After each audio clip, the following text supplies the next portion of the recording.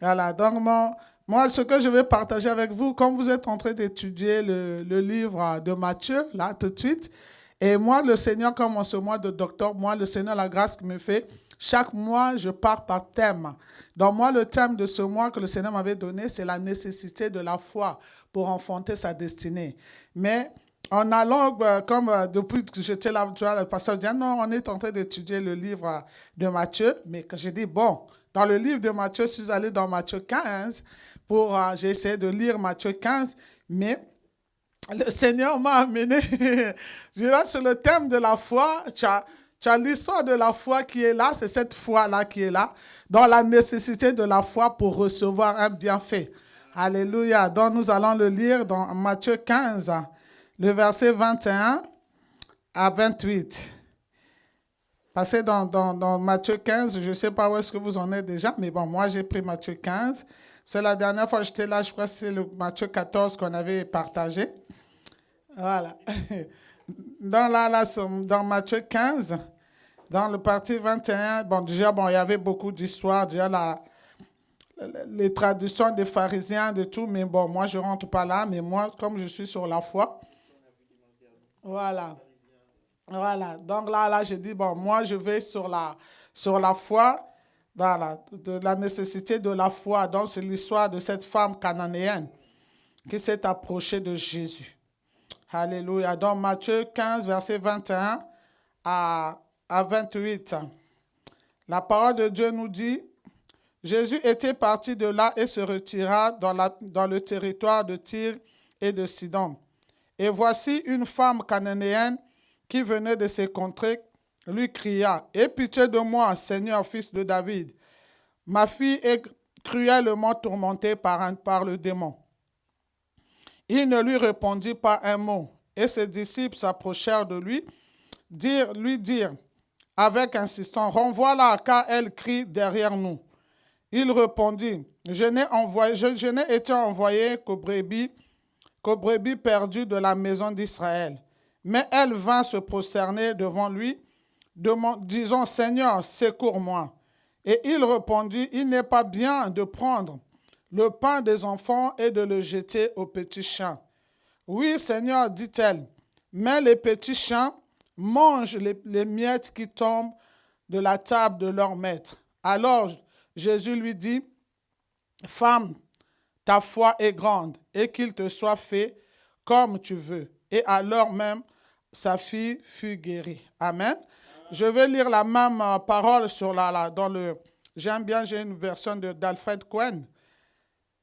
Et lui, il donne une autre vision. Dans la version d'Alfred Cohen, il nous dit la foi d'une étrangère. En quittant cet endroit, Jésus se rendit dans la région de Tyr de Sidon. Et voilà qu'une femme cananéenne qui habitait cette région sortit chez elle et se mit à crier. « Seigneur, fils de David, aie pitié de moi. J'ai une fille qui souffre horriblement parce qu'un démon la tourmente. » Mais Jésus ne lui répondit pas un mot. Ses disciples finirent par intervenir et lui dire, ils lui demandèrent avec insistance, « Accorde-lui dans ce qu'elle te demande, car elle ne cesse de nous suivre et nous fatigue avec ses cris. » À quoi il répondit, « Ma mission se borne aux brebis égarées du peuple d'Israël. » Mais la femme vint se prosterner devant lui en disant, « Seigneur, aide-moi. » Il lui répondit, « Il ne serait pas juste de prendre le pain des enfants des enfants de la maison et de le jeter aux petits chiens. » « C'est vrai, Seigneur, répliqua-t-elle, et pourtant les petits chiens se nourrissent des miettes qui tombent de la table de leur maître. » Alors Jésus reprit, « Ô femme, que ta foi est grande, que ton désir s'accomplisse. » Et sur l'heure, sa fille guérit. Amen. Amen. Alléluia. Amen. Donc aujourd'hui, nous avons besoin de la foi. Parce que la foi, c'est une ferme assurance. Et cette femme-là, la parole nous dit que c'était déjà une femme étrangère. Une femme étrangère, une cananéenne. Mais elle avait une foi Elle croyait que Jésus seul avait la solution pour son enfant. Et j'aime bien dans la version d'Alfred Cohen, là où elle dit, j'ai une fille qui souffre horriblement parce qu'un démon la tourmente. La femme savait que Jésus seul avait le pouvoir sur les démons. Jésus seul avait le pouvoir sur les démons. Personne d'autre, comme la parole dit qu'il a reçu un nom qui est élevé au-dessus de tout nom. Elle avait besoin de cette foi-là. Elle avait besoin elle croyait que Jésus était capable. Mais on nous dit qu'elle n'avait aucun droit. Elle ne pouvait pas bénéficier de ça. Elle ne pouvait pas. Et là, elle criait. Elle criait, elle criait, elle suivait, elle faisait du bruit. Jusqu'à ce que même, la parole nous dit que les disciples, dans 8 secondes, on va nous dire, il dit, bah, attends, mais elle crie trop, renvoie-la. Renvoie-la. Mais ce que je vois dans la version d'Alfred Cohen, on dit, mais donne-la. Les disciples étaient fatigués d'entendre ce cri-là. Combien de fois elle dit, mais non, on en a marre. Elle prie aussi, elle prie, on ne voit pas.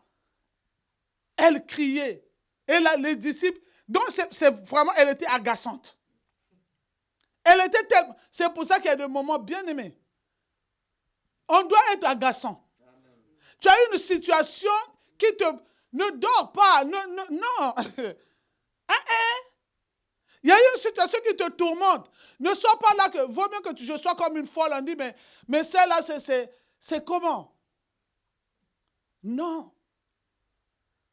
Moi, quand que Dieu me fasse grâce, quand il y a une situation, pardon. Tant que ça je ne te lâche pas.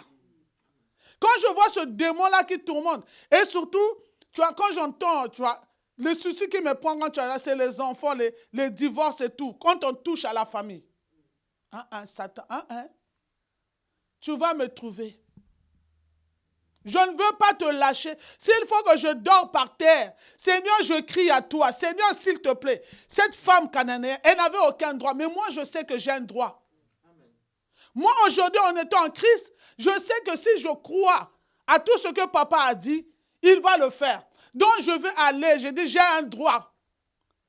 J'ai un droit. J'ai mon droit.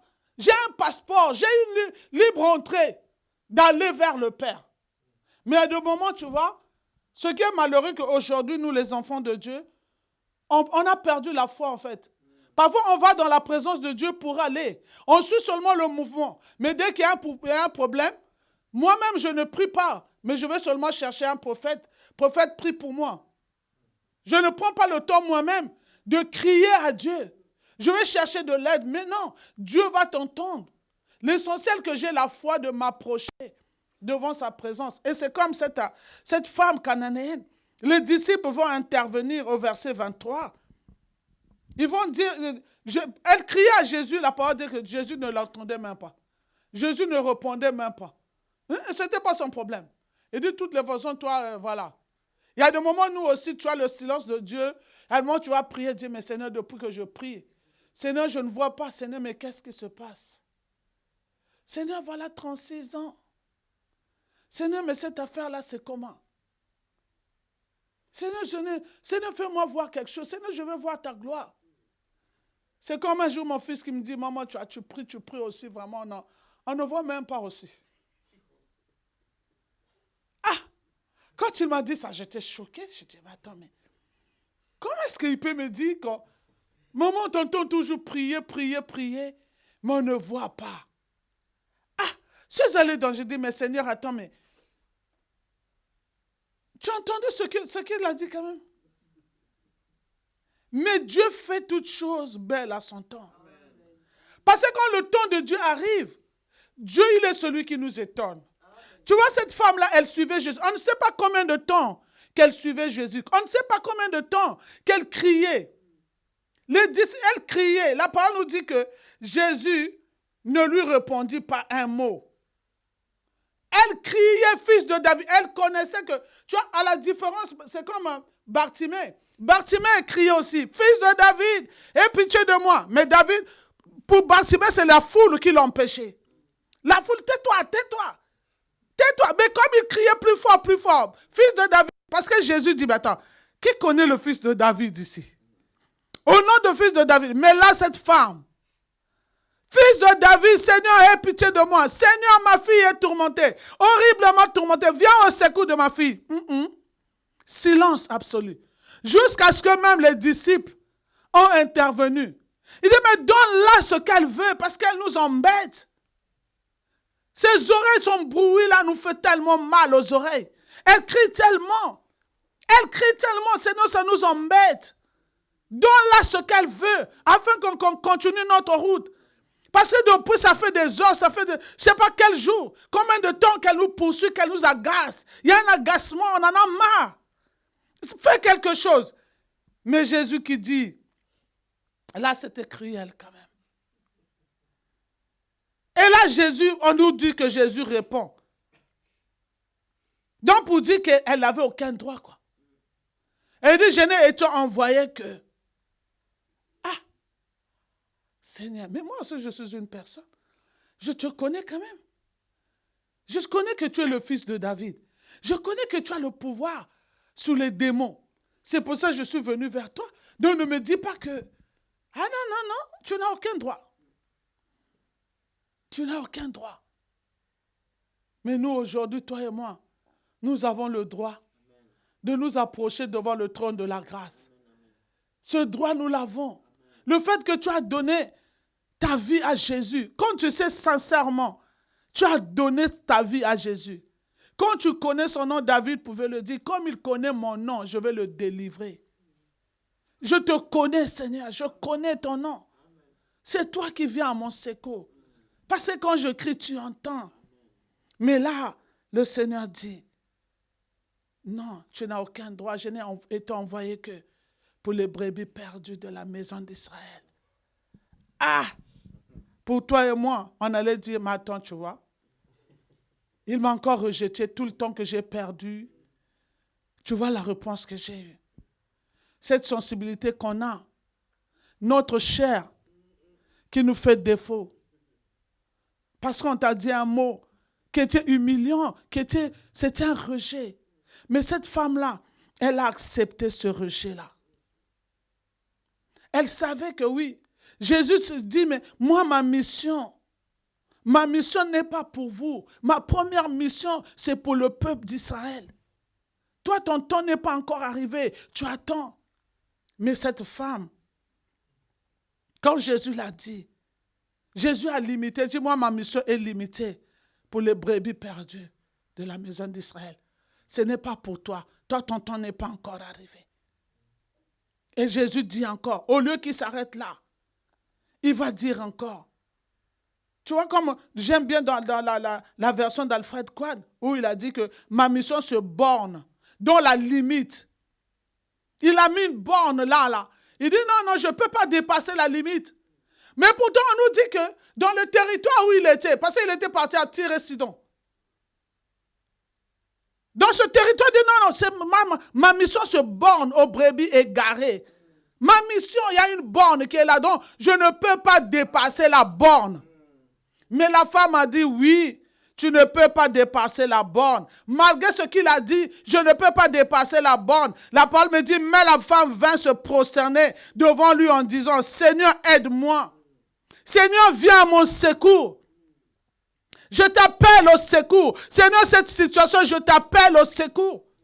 Viens à mon secours. Seigneur, viens à mon secours, je suis perdu. Seigneur, ne vois-tu pas, Seigneur? Viens à mon secours. Aide-moi. Et là, le Seigneur réenchérit encore. Il dit, il n'est pas juste. Ah. Mais là, on dit, mais Jésus, il était quand même dur. Il répond, il ne serait pas juste de prendre le pain des enfants de la maison et de le jeter aux petits chiens. Yaï. On te traite de chien.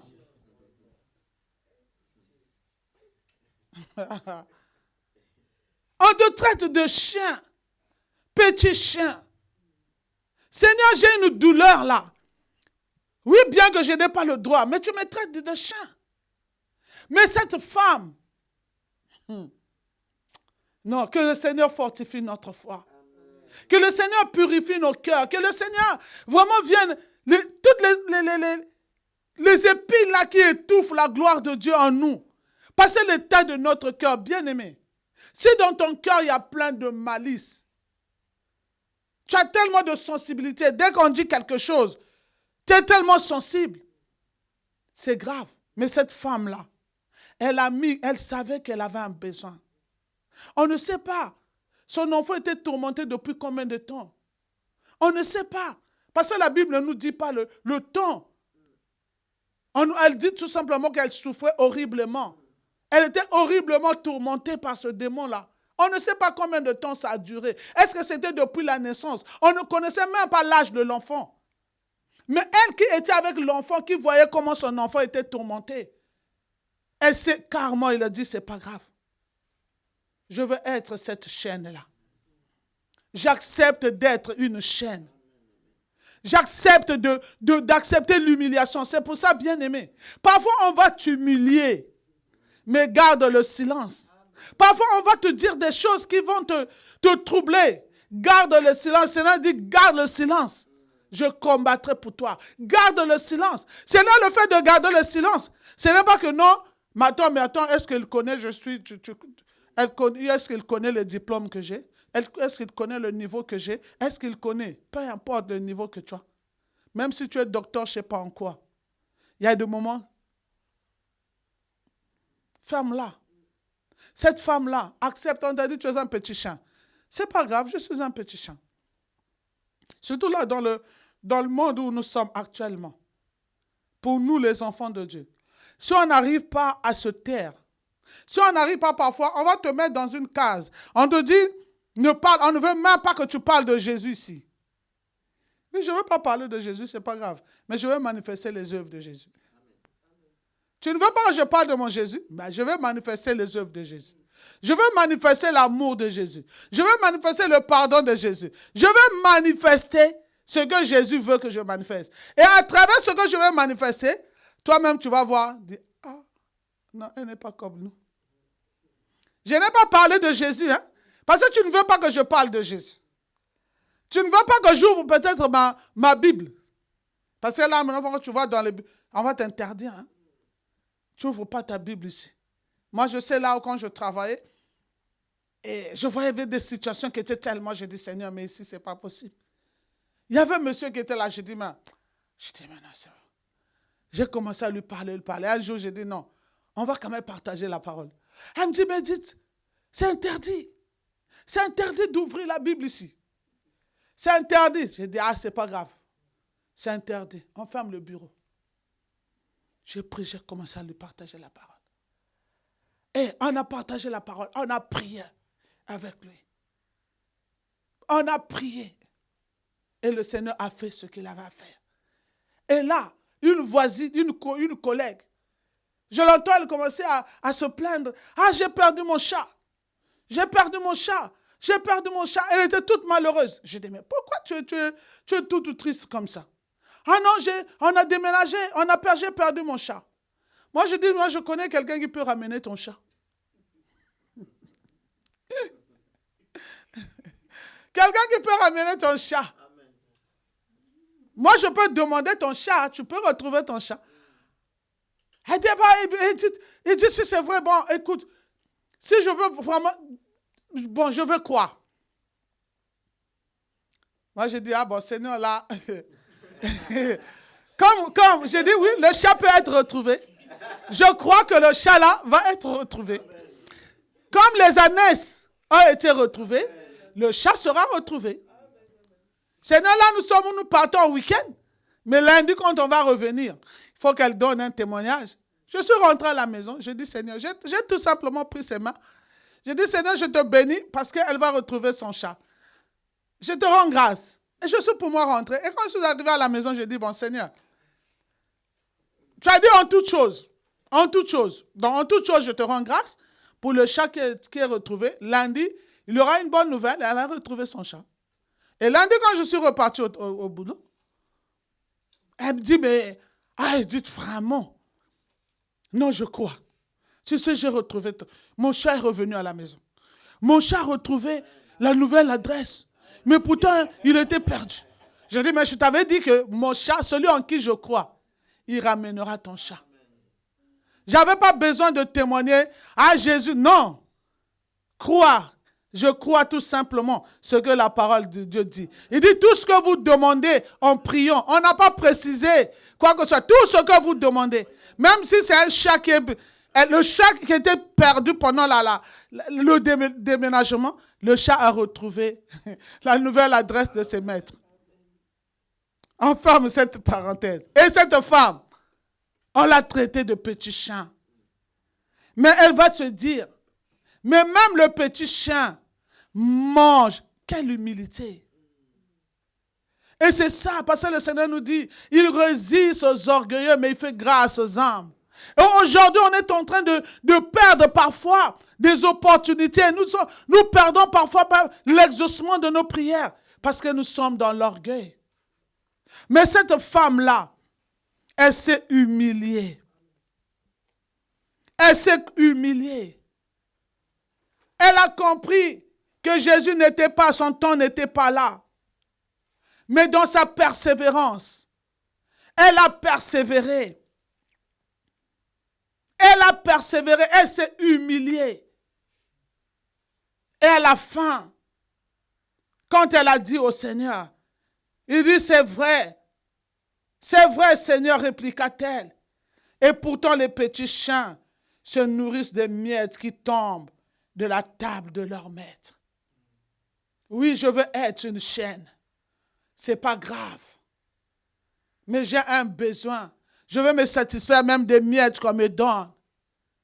Je veux accepter. Parce que celui qui est fidèle dans les petites choses, on lui confiera des grandes choses. Et cette femme-là, quand elle a dit cela, Jésus a vu son humilité. Comme la parole dit qu'il résiste aux orgueilleux. Le Seigneur voulait éprouver sa foi. Et à un moment, notre foi sera éprouvée, bien-aimée.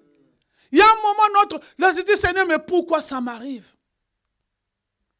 Pourquoi ça m'arrive? Sinon, je ne comprends pas. C'est comme si toutes les portes se ferment devant moi. Seigneur, c'est comme si tu ne m'entends pas. Mais comme ce chant qu'on est en train de chanter maintenant, je vais crier, toujours crier, jusqu'à ce qu'il exauce. Je vais crier jusqu'à ce que tu vas exaucer. Mais je ne vais pas crier pour faire seulement du bruit. Mais en criant, je crois au-dedans de moi qu'il est celui qui entend les cris.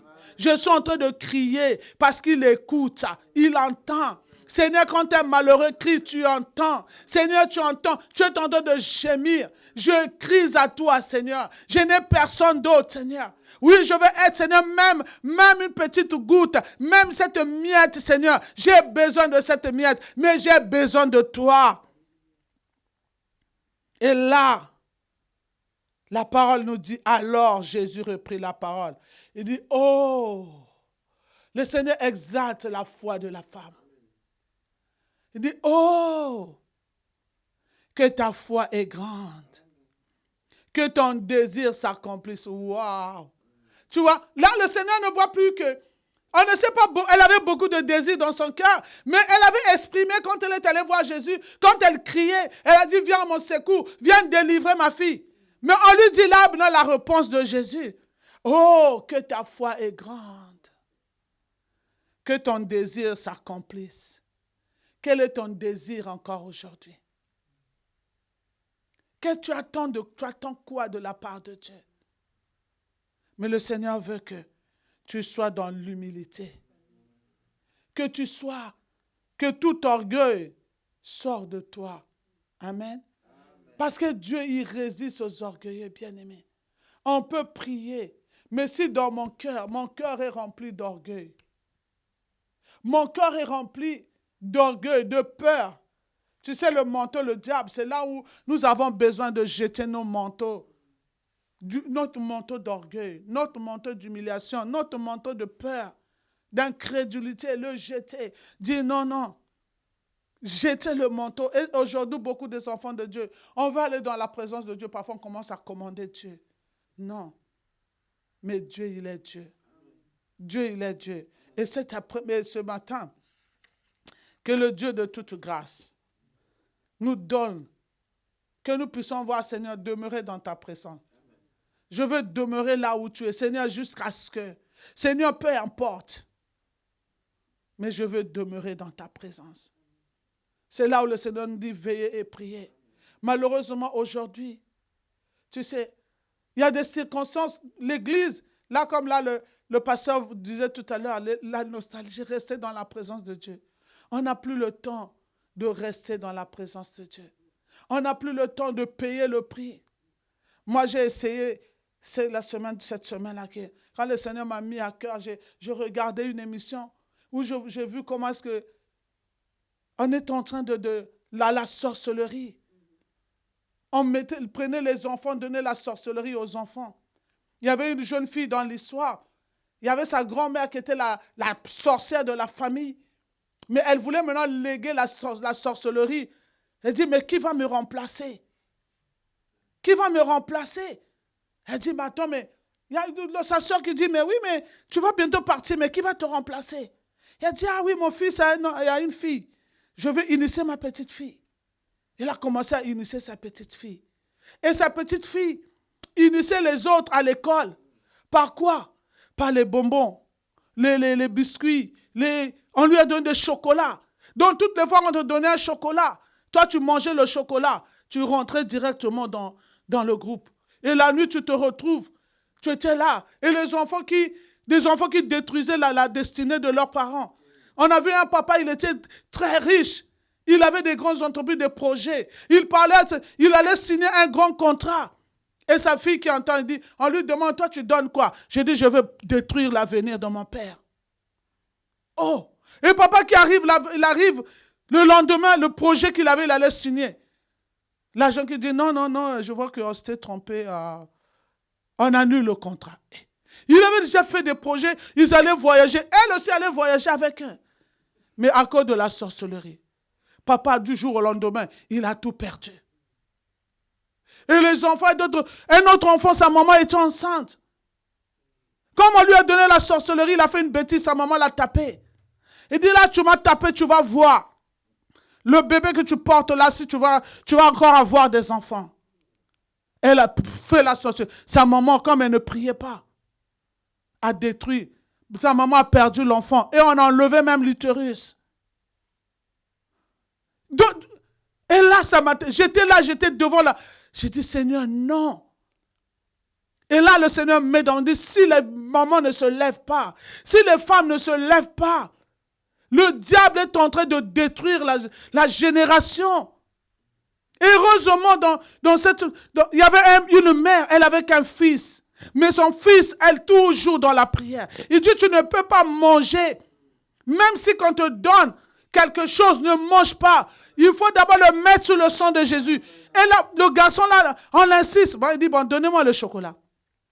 Il dit, toi, tout le temps, on te donne, tu ne veux pas manger, tu ne veux pas manger. Tellement qu'ils insistaient, mais ce jour-là, il a pris le chocolat. Je vais le prendre. Il a béni le chocolat, il a répandu le sang de Jésus, il a mangé. Et maintenant, il attend la nuit dans leur réunion. Il n'est pas là. Il dit, oh. Mais comment lui, il n'est pas avec nous? La foi de sa mère. Sa mère la mettait toujours sous le bénéfice du sang, chaque jour, avant d'aller prier avec son enfant. Et ça fait que, on dit, mais attends, mais il y a quelqu'un qui nous gêne ici. Et jusqu'à ce que quand jour, j'étais en train de faire, c'est à l'école, hein. Tout se passe à l'école. C'est là où nous avons comme cette femme. Elle était là pour suivre. Quel est le démon qui perturbe ton enfant? Quel est le démon qui perturbe ta famille? Avoir cette foi-là. Et cette femme-là, et c'est ça. Ça m'a tellement pris aux entrailles. J'étais là, je dis, Seigneur, non. Seigneur, non, s'il te plaît. Non, je refuse ça. Je refuse ça. J'ai commencé à crier. J'ai dit, je refuse ça, Seigneur, c'est pas possible. Et là, le Seigneur a mis dans mon cœur, j'ai dit, Seigneur, je vais rentrer. J'ai pris mon téléphone, j'ai fermé mon téléphone. J'ai dit, toi, téléphone, va là-bas. Non, non, non. Et là, c'est ce qui est en train de se passer aujourd'hui, là où nous sommes. Et c'est là où le Seigneur veut que nous ayons il nécessite notre foi, que nous ayons cette foi-là. Qu'on puisse se lever, qu'on puisse crier à Jésus, même si on ne voit pas. Même si on dit, mais Seigneur, mais la situation, c'est comme si la situation s'empire encore. Mais plus que nous allons crier à Dieu, plus que nous allons crier à Dieu, comme l'Église, c'est l'épouse de Christ. Comme plus que l'Église va crier à Dieu, même si on n'est que deux, mais on dit que non, ce temps-là, on le donne au Seigneur. On va crier à Dieu. On va crier, Seigneur, ne vois-tu pas? Seigneur, ne vois-tu pas la mort? Seigneur, vois ce démon. Regarde, Seigneur, tu es au-dessus de tout. C'est toi qui es capable de faire. Il est le rémunérateur de ceux qui le cherchent. Qu'est-ce que nous cherchons? Parce que quand j'ai la foi, je crois que Dieu existe. Dieu est capable de faire. Mais aujourd'hui, malheureusement, dans l'église, on retrouve des personnes, au lieu de crier à Jésus, on va voir les diseurs de bonne aventure. On a besoin seulement d'une prophétie. On a besoin que de ça. Moi, je n'ai pas eu la grâce de grandir avec une mère qui avait elle croyait peut-être à sa manière. Mais elle croyait plus dès qu'il y avait moi, comme j'étais à l'âge de 10 ans. J'ai commencé à l'âge de 10 ans à être malade. À être malade. Et là, ça arrivait toujours au moment des examens. Et là, ma mère, la pauvre, partout on lui disait, il y a un tel qui fait ça. Elle courait, elle courait, elle courait, elle courait. Au lieu d'aller chercher Jésus, mais elle courait partout, partout. Heureusement, Dieu, je bénis le Seigneur pour moi, que j'ai mon oncle qui a donné sa vie à Jésus. Et mon oncle, quand il s'est converti, et là, il me dit, ne suis plus ta maman. Ne suis plus ta maman. Ne suis plus, il ne faut plus la suivre. Tu dois t'accrocher, chercher Jésus. C'est la grâce que j'ai eue. Que mon oncle s'est converti. Et quand j'ai eu le bac, comme nous, au Congo, le bac, à Pointe-Noire, il n'y avait pas d'université. Il fallait que j'aille à Brazzaville. Tu as la grâce. Je voulais aller au campus. Mon oncle a dit, pas question, tu ne vas pas aller au campus, tu restes chez moi. Et j'étais chez mon oncle. Et là, la prière chauffait. Tu vois, tu sors. Le matin, toi, tu sors, tu reviens. Dans la maison envahie. Les gens sont en train de prier jusqu'à des heures et des heures. Toi, parfois, tu fouilles. Tu dis, mais moi, comme j'étais très sportif, j'ai dit, moi, ça. Je priais à ma manière. J'ai dit, mais là, mais c'est pas possible quand même. Mais le feu chauffait tellement à la maison. Tu sors, le feu chauffait tellement. Tu arrives, tu rentres, il est tard. Là, tu as dit, 1h du matin, tu arrives. Les gens sont là à la cuisine, sont en train d'intercéder. Et là, tu te dis, mais Seigneur. Parfois, tu vois, les gens sont fermés. Ils sont fermes comme enfants. Ils sont fermés. Je dis, mais toi, tu vas mourir, c'est pas possible. Comment est-ce que tu peux chercher Dieu comme ça? Mais c'est ça. Et quand il sortait, parfois, tu vois le ventre, tout est rentré. Mais cette foi-là, de chercher Dieu, comme cette femme cananéenne. La rémunération, elle a eu la rémunération. C'est là comme le Seigneur nous dit dans Hébreux 11, 6. Or, sans la foi, il est impossible de lui être agréable. Car il faut que celui qui s'approche de Dieu croit que Dieu existe et qu'il est le rémunérateur de ceux qui le cherchent. Cette femme a été rémunérée. Elle a reçu ce qu'elle cherchait. À cause de quoi? À cause de la foi. Et la foi lui a donné la victoire sur le démon qui tourmentait sa fille. La foi lui a donné la victoire. C'est là où, comme on nous dit dans 1 Jean 5, 4, je vais finir par là. Parce que tout ce qui est né de Dieu triomphe du monde. Et la victoire qui triomphe du monde, c'est notre foi. Cette femme, elle a triomphé. Elle a gagné. Parce qu'elle a cru en ce Dieu-là. Et c'est là quand je dis non, oui, ma foi. C'est là où à un moment les disciples, ils n'avaient plus de foi. Ils disent, Seigneur, augmente notre foi. Augmente notre foi, Seigneur. Il y a des moments où le cœur est trouble. Je suis dans les troubles. Mais Jésus, comme il a dit dans Jean 14, 1, que votre corps ne se trouble point. Croyez en Dieu, croyez en moi. Ayez foi en Dieu, ayez foi en moi. La foi qu'il nécessite. Nous avons la nécessité de la foi pour obtenir un bienfait. Tu as besoin de quoi? Mais crois seulement. Crois seulement. Parfois, il est difficile. Il dit, mais oui, c'est facile, tu le dis. mais crois seulement. Même s'il y a un diagnostic qui est contraire, crois seulement. Dieu est capable de changer le diagnostic. Cette femme, elle croyait que ce démon, elle croyait que Jésus était puissant. Elle avait la révélation que Jésus avait le nom qui était au-dessus de tout nom. Elle croyait que Jésus avait la puissance. Jésus avait l'autorité sur tous les démons. Bien-aimé, quand tu crois, comme la dernière fois j'avais donné mon témoignage ici, on m'a donné le diagnostic. Madame dit comme on a 9,82. J'ai dit, mon Dieu est capable de faire. Mais j'ai dit, je suis allé dans la parole de Dieu. J'ai tout simplement confronté Galates 3,13 là. Je l'ai confronté à Deutéronome 28. J'ai dit là, le diabète là, c'est une maladie opiniâtre. C'est une malédiction. Seigneur, mais toi, Jésus, tu es devenu une malédiction à ma place. J'ai saisi cette parole. C'était maintenant ma parole. J'ai tout simplement confronté. Là, le Deutéronome 28, 52 à, je crois, 60. À ce que Jésus a dit, il est devenu une malédiction, il est allé à la croix. J'ai dit, non, Jésus, la malédiction, tu l'as clouée à la croix. Tu es devenu une malédiction à ma place. Et le Seigneur a mis dans mon cœur 3 mois. J'ai dit, c'est 3 mois. Les médecins, j'ai dit 3 mois. Mais madame, j'ai dit 3 mois. Faites ce que vous voulez, mais 3 mois. Je ne vais pas finir l'année 2023 avec cette maladie. Et c'est ce qui est arrivé. Les médecins m'avaient condamné. Alors, vous ne pouvez plus avoir d'enfants. Mais j'ai mis ma foi en Dieu. Mais les trompes que vous avez, il n'y a plus rien à faire. Mon Dieu est capable. Quand Dieu m'a donné la parole le psaume 113, j'ai saisi cette parole-là. Je suis l'Éternel, ton Dieu, qui retourne les situations sans espoir. J'ai dit, waouh, Seigneur, c'est toi qui retournes les situations sans espoir. Je crois à ce que tu es capable de faire. Seigneur, tu vas le faire. Et il a fait. Les médecins ont été étonnés, disent, mais attends, mais comment est-ce que vous avez fait pour avoir, attends, avec cette trompe-là, une seule trompe qui est bousillée, comment est-ce que... Mais comme il y avait une promesse de Dieu, Dieu est capable. Mais il faut être dans l'humilité. Il faut bannir l'orgueil. L'orgueil dans le langage. Ah, tu sais pas moi. Non. Fais-toi tout petit. Même si on t'écrase là, prends la position de chien. Je mange, oui, c'est pas, je vais manger même les os là, c'est pas grave. Mais je sais qu'une chose, mais mon Dieu, parce que le Seigneur nous dit, la foi sans les œuvres, elle est morte. Je peux proclamer, j'ai la foi, mais sans les œuvres, elle est morte. Donc c'est là où j'ai besoin.